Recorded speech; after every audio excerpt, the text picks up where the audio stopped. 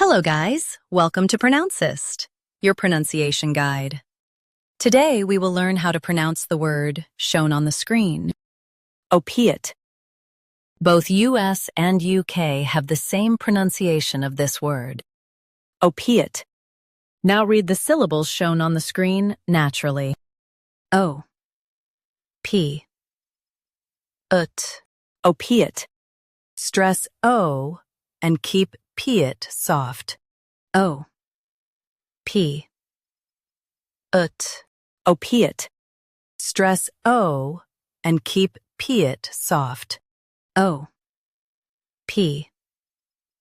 Ut. Opiate. Stress O and keep piate soft. O. P. Ut. Opiate. Practice repeatedly and you'll soon be able to say this word perfectly. The best way to practice is to repeat the syllable multiple times. The meaning of the word is pain-relieving drug. Try repeating this word several times to improve your pronunciation. We post daily videos on useful and commonly mispronounced words to help you speak clearly and confidently. Like this video and subscribe to Pronouncist for more pronunciation guides. Thanks for watching us.